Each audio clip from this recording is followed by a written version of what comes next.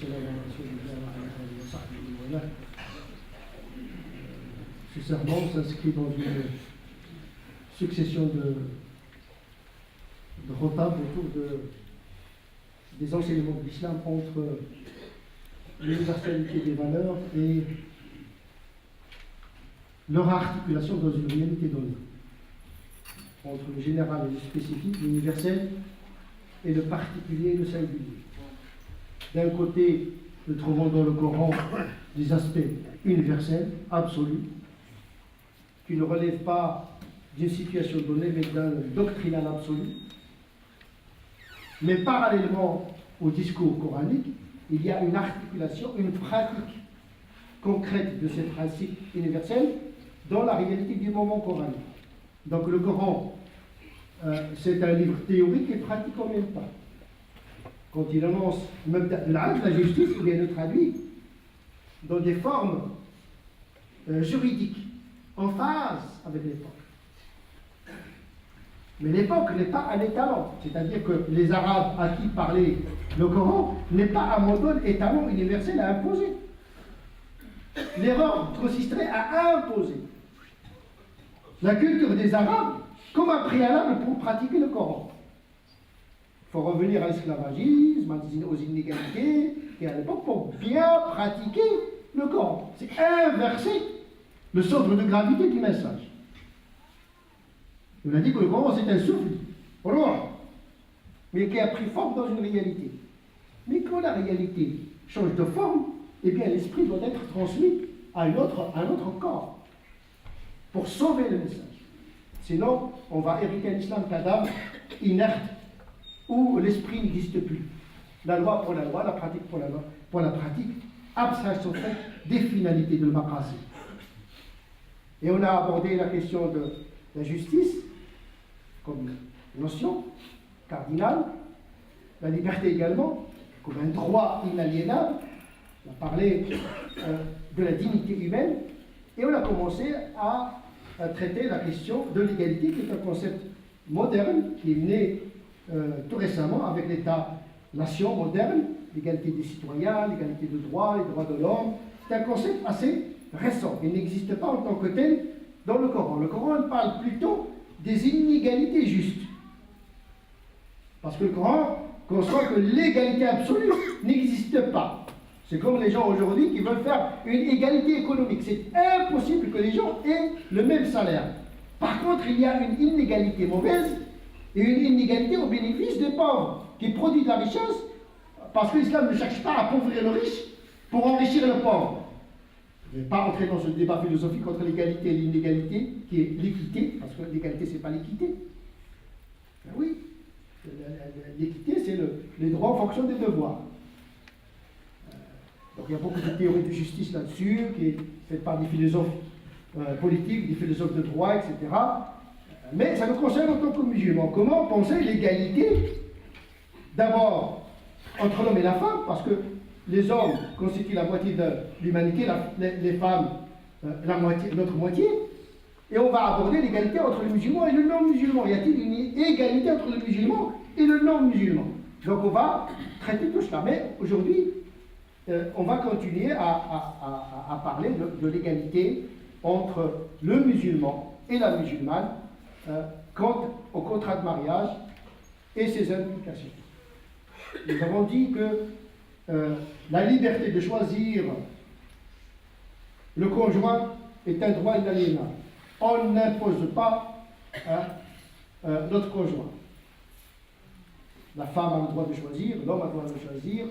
Le mariage est un contrat, chacun a le droit d'émettre les clauses dans ce contrat. Une fois ces clauses inscrites, elles deviennent leur charia. Parce que le contrat, c'est la charia du contractant. Parce que la charia ne répond pas directement à toutes les questions, elle renvoie à d'autres systèmes de référence. La maslaha, l'intérêt, le urf, la coutume, et d'autres notions. Le hikmah, la sagesse, mais également un autre paradigme qui consiste à sauver la foi par l'allègement de la loi. Parce que il y a des pratiques en islam qui perturbent la foi. quand les gens pratiquent des pratiques lourdes et qui ont un impact psychologique, économique, professionnel, eh bien cette pratique, cette conformité à cette loi se répercute négativement sur son rapport à Dieu. Parce que la contrainte en tant que telle n'est pas recherchée par la loi. Parce que la loi est faite pour l'homme et non le contraire. Donc, il faut toujours interpréter la loi et la pratiquer dans le sens d'une valeur ajoutée. Bien sûr, il faut l'effort. Parfois, le fait de ne pas mentir, de dire la vérité, c'est une loi. Mais il faut de l'effort pour être véridique. Quand on dit il n'y a pas de contrainte, ça ne veut pas dire la liquidation de l'effort. Jihad, c'est l'effort qui est demandé, mais pas la contrainte. C'est-à-dire une contrainte absurde, inutile, contre-productive. C'est-à-dire mener un combat qui vaut la peine. Il ne faut pas se tromper de combat. Parce que beaucoup de musulmans se concentrent sur des petites lois au dépend des grands enseignements de l'islam. Donc effectivement, la question de l'art, bien sûr il y a des limites, on ne peut pas accepter n'importe quel contrat de mariage, parce que le mariage homosexuel est exclu par l'économie juridique et éthique de l'islam. Le mariage avec le mariage incestueux, il est interdit. Donc il y a des interdits qui sont absolus. Ils ne relèvent pas d'une circonstance, mais d'une philosophie biologique. En vérité, l'explication c'est ça dans le mariage. C'est toujours chercher l'altérité la plus lointaine. Le mariage, c'est la rencontre de l'altérité, l'autre le plus loin, dans le sexe, mais également dans la filiation. Enrichir le patrimoine génétique de l'humanité, ce qu'on appelle le polymorphisme génétique. Je ne vais pas entrer dans ces détails parce que généralement on ne parle pas de ces fondements philosophico-biologiques qui justifient un ensemble d'interdits comme le porc. Alors, on ne mange pas le porc parce que c'est un porc, parce que c'est un omnivore dont le régime alimentaire ressemble au nôtre presque. Plus on est loin dans la consommation vers les herbivores, mieux c'est. Les carnivores sont indésirables, les macros, etc. Donc il y a une raison. Parce qu'on est dans le relationnel. Il y a l'anthropophagie qui est interdite, on ne mange pas les hommes. On ne mange pas les omnivores, dont fait partie le porc, mais également un chameau ou une vache qui est omnivore, parce qu'aujourd'hui les vaches qu'on mange, il ne faut pas croire qu'ils sont herbivores. Hein.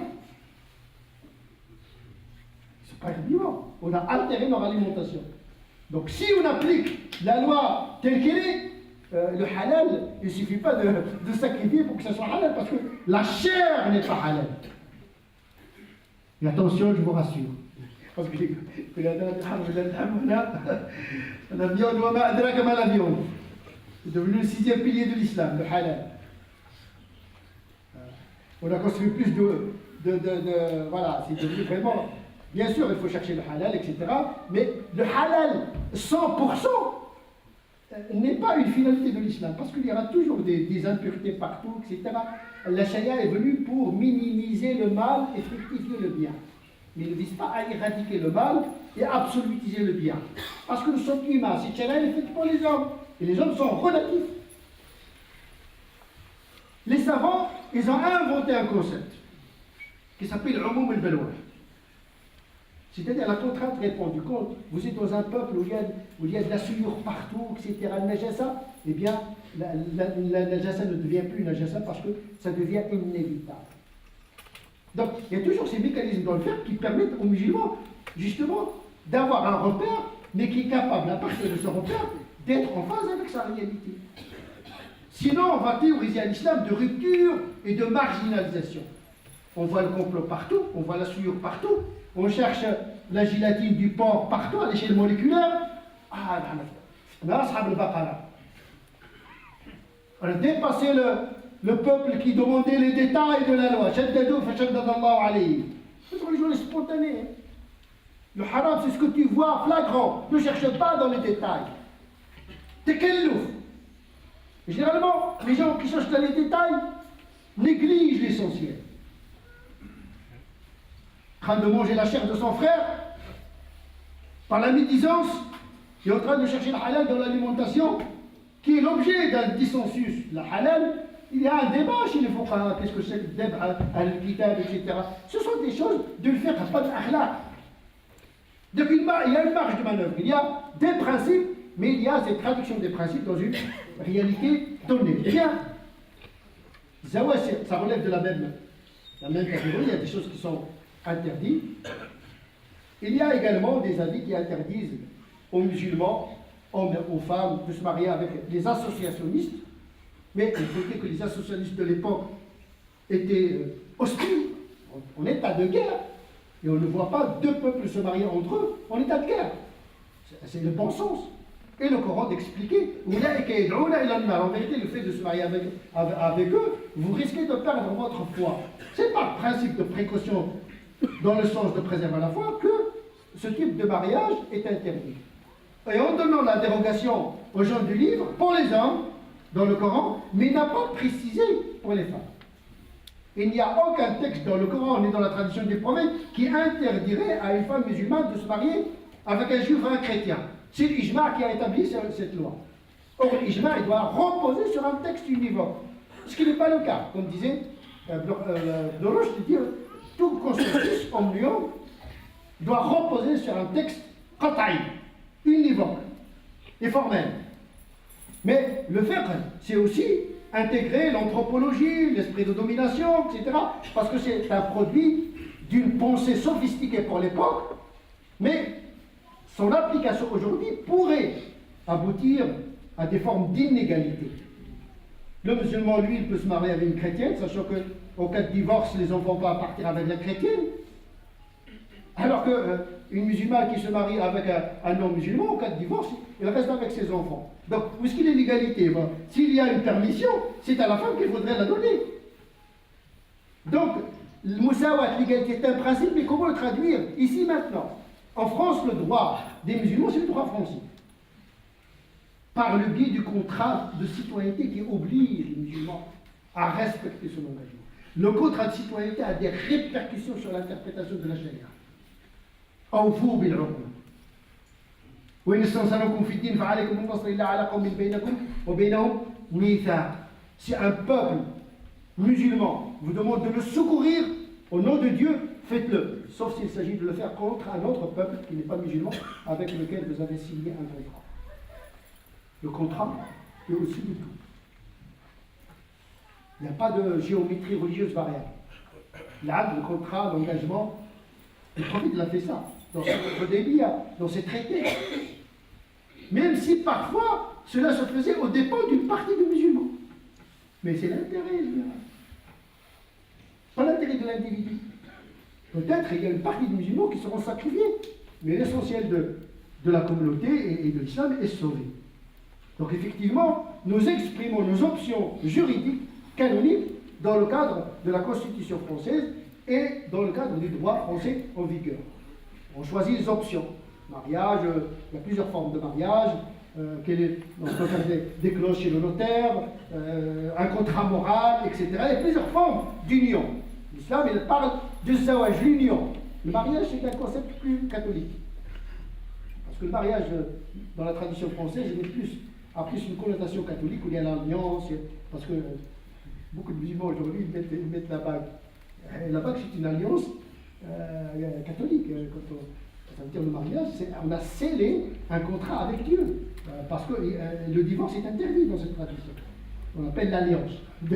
L'alliance avec Dieu, parce que le mariage, c'est une alliance avec Dieu. Donc effectivement, il y a des pratiques catholiques qui nous ont... ça s'appelle la capture. Vous savez, dans le judaïsme, il y a des choses qui sont entrées dans l'islam, le catholicisme, beaucoup de choses qui sont... Donc il faut faire le discernement. Donc il y a des pratiques chez les musulmans qui parfois vont dans le sens contraire de la notion du mariage, qui n'est pas cultuel, qui n'est pas canonisé. Il n'y a pas de sacrement dans le mariage. C'est un contrat, tout simplement. Il nécessite l'amour, l'affection, un projet commun, etc., etc. On a déjà détaillé ces aspects.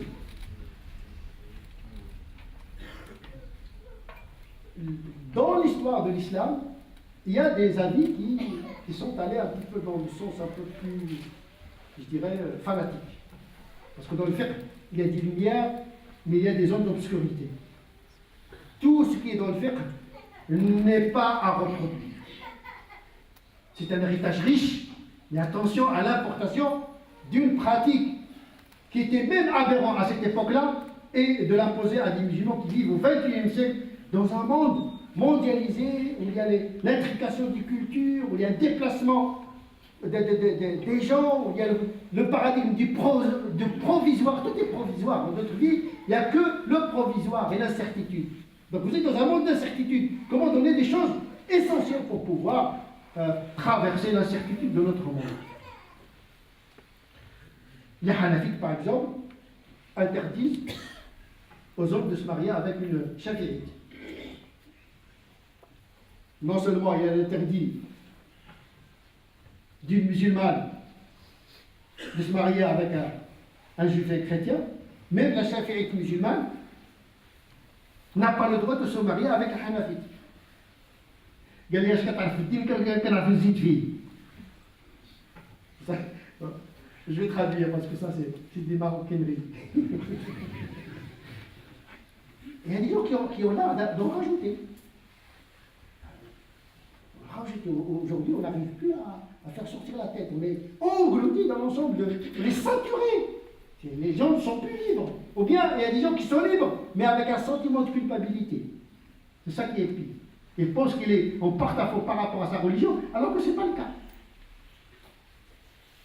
Il faut que le musulman soit bien installé déjà dans son corps, sinon, cette importation de savants qui vivent même pas au Moyen-Âge, des imams, des ulama, des hadiths, il plaque des hadiths, des versets, des interprétations, que lui-même, ce savant, n'arrive pas à pratiquer dans sa maison. Donc on fait cet islam pour qui? Pour des musulmans datés, si tu veux faire un habit, eh bien tu le fais en fonction de ta taille. Il faut que nous fassions un islam qui va avec notre envergure. Nous sommes petits, nous sommes marginaux. Donc tu ne vas pas venir avec un habit ostentatoire qui est plus grand que toi. Ça va te gêner de toute façon dans la marche. Quand tu vas marcher, tu vas te trébucher. Il vaut mieux raccourcir les habits. Un bermuda ou bien... Comme ça, tu es plus libre dans ton mouvement. C'est comme ça la charia. Il ne faut pas s'en comprendre. Pour être léger, pour pouvoir faire l'essentiel. La salade, déjà les 5 prières, c'est tout dans l'entreprise. Interminable. Birr al-walidayn, la piété filiale, le respect des engagements, l'itqan, faire la chose et la faire avec sincérité. C'est ça. Je suis venu pour parfaire la vertu. Oh, la vertu, c'est pas le fiqh. Parce que vous pouvez appliquer une loi du fiqh dans le sens de l'injustice. Parce que la justice, c'est d'abord un comportement intérieur avant qu'il soit dans la lettre de la loi. Al-adl, fi qalb al-qadi qabla an yakuna fi an-nass. Parce que tu peux apporter un texte juste, mais celui qui l'applique de manière injuste. Le Coran, c'est la vérité, mais comment on l'applique? Le problème, c'est pas dans le Coran. Vous voyez comment on le perçoit, on le traduit, on l'applique. Ce qui va nous intéresser, c'est ce souffle derrière les paroles du Coran. Il faut sentir ça. Il ne faut pas le lire, il faut le sentir. Roh katchum. Coran, on le sent, pas on le sait. Et ça, malheureusement, beaucoup de gens ne le font pas. Même des gens qui sont considérés comme des savants. Ils rapportent un savoir, mais ils ne créent pas le savoir. L'alim, le vrai savant de son époque, c'est celui qui produit le savoir, pas celui qui le rapporte. Les musulmans ne discernent pas entre l'imam simple, le alim qui rapporte les avis et celui qui crée. On a besoin aujourd'hui d'une catégorie de ulama enracinés dans la tradition, ouverts sur le monde, pour pouvoir créer un nouveau savoir musulman qui met les musulmans en diapason avec leur réalité. Si on applique ces paradigmes dans le mariage, quand on voit par exemple l'exemple que j'ai évoqué, celui des Hanafites, il dit non, un Hanafite ne doit pas se marier avec une Shafi'ite. Pourquoi? Parce que le Hanafite, quand il dit je suis mu'min. Une question doctrinale. Les Shafi'ites disent je suis mu'min inch'Allah, si Dieu le veut. Je ne suis pas sûr. Parce que la définition de l'iman chez les Hanafites, c'est-à-dire les Maturidiya, ou Murji'at al-Fuqaha, c'est une catégorie théologique un peu particulière qui considère que la pratique ne fait pas partie de la foi. Les Hanafites considèrent que la foi, il est autonome. Je n'ai pas besoin de cette prière pour que je sois mu'min. Je suis déjà mu'min. C'est la foi qui donne sens à la pratique. C'est pas je suis mu'min que je fais la prière, et pas le contraire. C'est pas parce que je fais la prière que je suis mu'min. Donc ils sont dans un paradigme théologique. Les Chafi'ites, non. Les Chafi'ites, ils intègrent la pratique dans la foi. La pratique du corps et du cœur. Donc quand vous posez la question à un Chafi'i, il dit je suis mu'min, Inch'Allah. Je ne suis pas très pratiquant.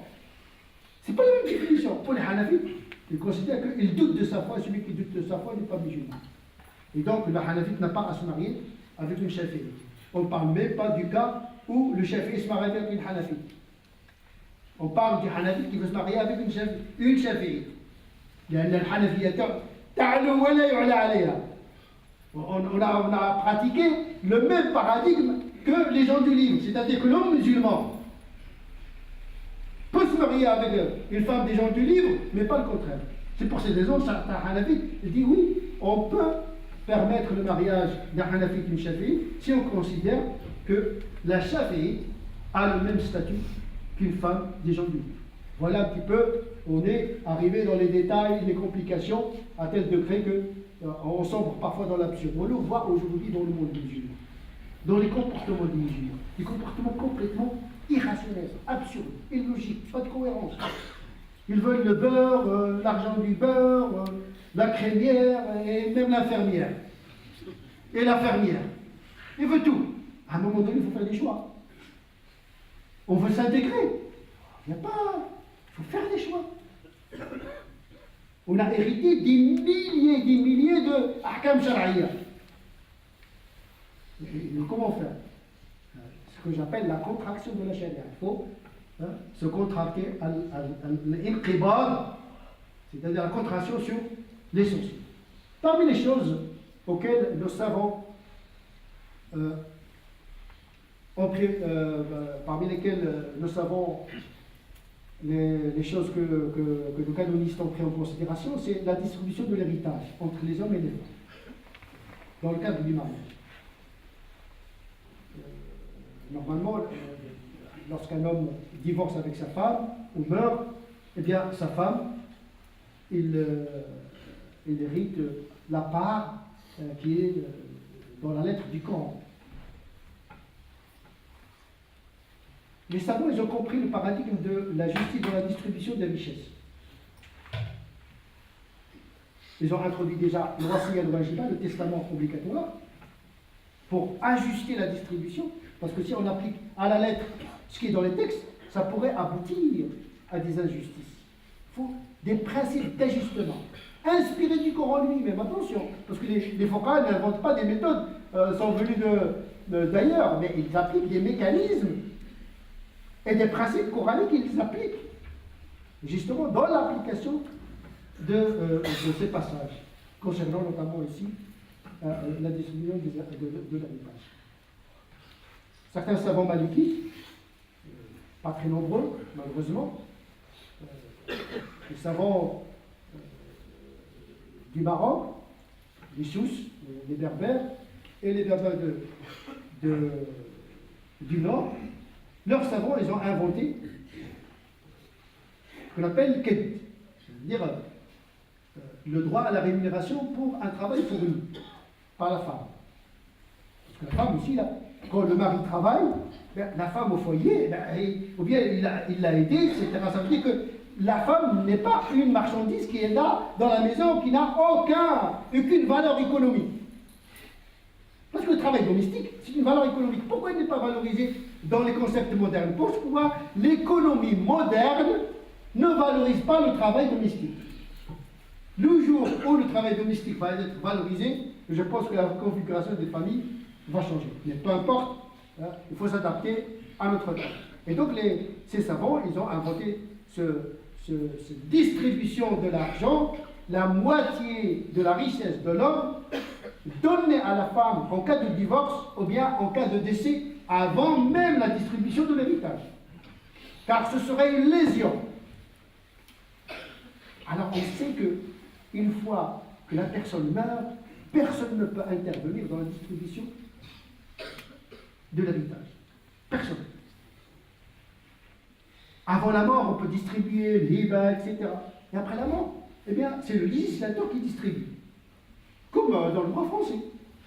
Tant que vous êtes vivant, vous pouvez distribuer votre richesse à vos enfants, mais une fois que vous êtes mort, eh bien, c'est l'État qui s'en charge.